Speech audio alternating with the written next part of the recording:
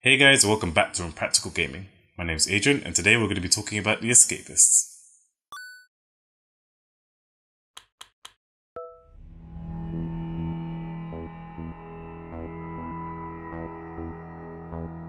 One of the things I love most about games is that you have the chance to become anybody you want. Today I could be a mage, the next day a swordsman, a prince, a warrior, a hero, a hunter.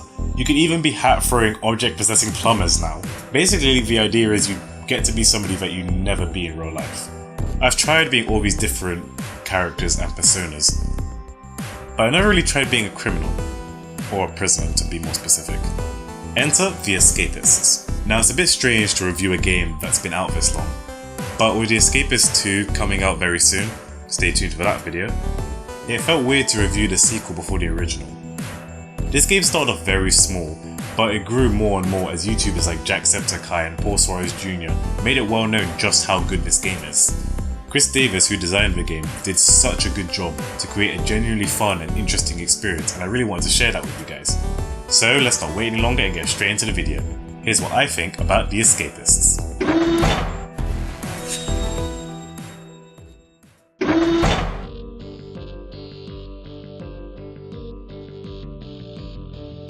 From minute 1, the Escapist throws you right into the action. The game starts with you waking up in your 8-bit cell from a long night's rest, knowing that, for God knows how long, you're in prison. No one knows why and no one knows how. All we know is that we need to get the f*** out of here. But until that time comes, you have to live out your days under the eye of the law, cleverly trying to find ways to escape.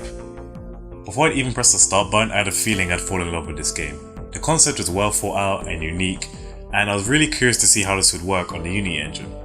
Needless to say, I was very impressed. The soundtrack, the visuals, the style of play, it all seemed to just click together, and it shows how much work Chris Davis and his team have put into this game. Now it's obvious you have to escape, but it's not that obvious how you go about doing that. There's a little tutorial at the start to help you, but other than that it's up to you to figure out. In all the prisons there are a number of ways to get out. You can dig your way underground, you can cut the fences around you, you can steal keys from prison guards, or even steal the outfits and just walk out the door. The fact that you can complete a prison in more than one way adds a ton of replay value to a game that doesn't have too many prisons to start with. Whether you want to be stealthy and sneak under the radar, or be bold and fight your way to freedom, choosing how you want to escape is very important, and what will work in one prison might not work in the next. In the beginning I tried to be as stealthy as possible, until I realised that wasn't working and decided to beat the shit out of all the guards instead. And that felt pretty good. From just the first level you get a real buzz off of playing this game, and after I complete a prison, I was already looking forward to seeing how I improved in the next one. I'll still beat up all the guards though. Why? Because I'm not a nice person, that's why.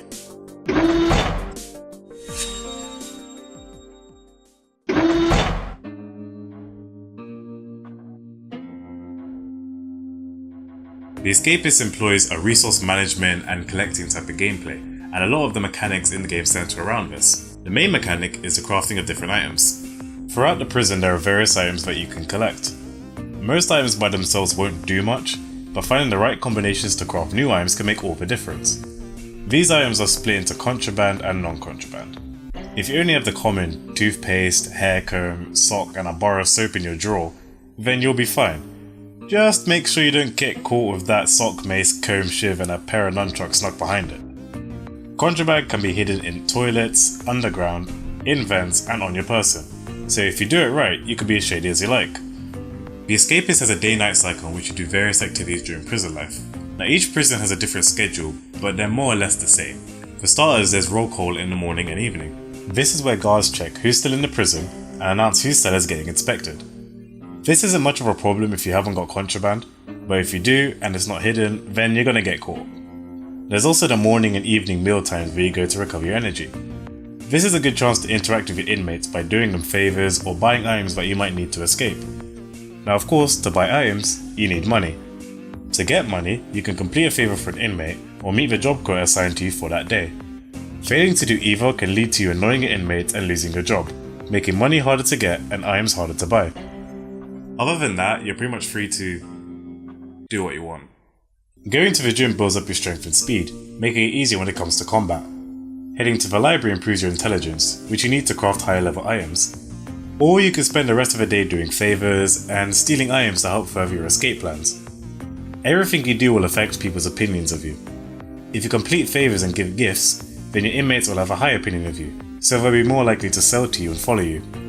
However, if you beat them up and you steal their stuff, then they'll have a bad opinion of you, so they won't sell to you and they'll probably beat the shit out of you at any given chance.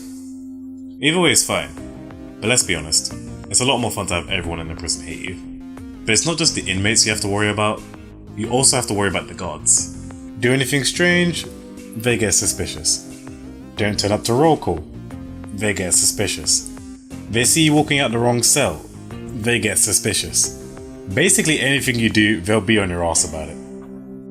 There are so many mechanics that play a part in your escape, and keeping on top of everything will be key to beating the game. And duct tape. Lots and lots of duct tape.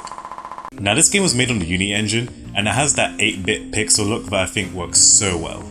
Considering this is an indie game that got funded through Kickstarter, this is seriously impressive and very simplistic. That arcade retro feel has a certain charm to it that you don't get a lot of in games. You get the same kind of feeling with the music as well. I don't know how to put it, but it sounds like those default sounds you hear on a keyboard, and not in a bad way. It may sound a bit weird, but I could see this game being an old school arcade like Pac-Man or Space Invaders.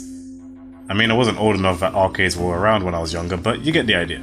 Some of the things that add to this charm are the inmates and officers that are in the prison with you. Though they don't speak a word, except some speech bubbles, they're all very snarky and sarcastic and give off a vibe of, I'll help you out, but f*** off. You can customize your character at the start and even name each one of the prisoners to your liking. Oh, there's 15 of them.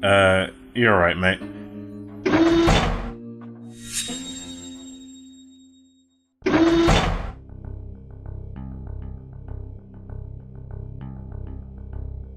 Quick disclaimer, I do understand this is an indie game, and I also understand that the Escapists 2 is almost out, and they may have fixed some of the things that I talk about in this video. But I do think it's important to look at the game on its own, and if they fixed it in the sequel, well then fair enough.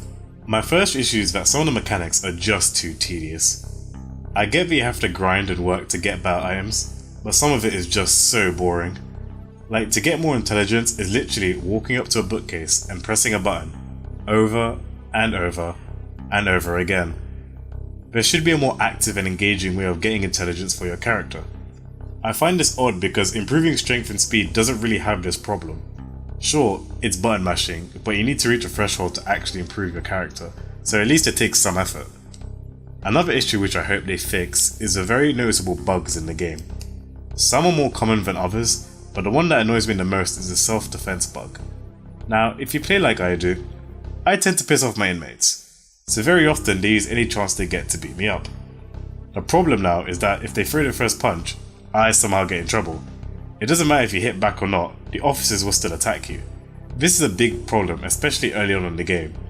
It's not fair that if I have contraband and I get beaten up for no reason, I then lose it because of a stupid glitch.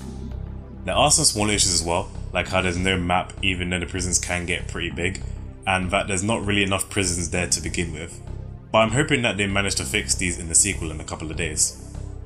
Or you know, it could get worse.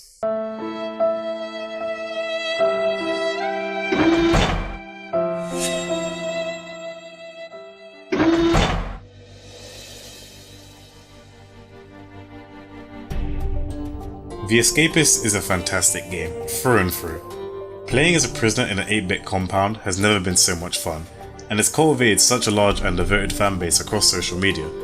It's no wonder the game has won so many awards over the past couple of years with its insane originality and very tight game mechanics. The amount of love and dedication put into this game is so obvious, and one of the reasons I love indie games so much is that you can find gems like these in such a packed market. It's cheap, it's clever, it's cheerful, and I can't wait to see how they improve on this in the Escapists 2. And that's it for today's video. If you liked it, then give it a thumbs up. If you have any thoughts about the Escapists, or if you've played it before and you know of any speedruns or glitches, then leave a comment in the comment section below and tell me about it. Also, if you're new to the channel, then hit that subscribe button because it really helps. Thanks so much for watching, and I'll see you next time.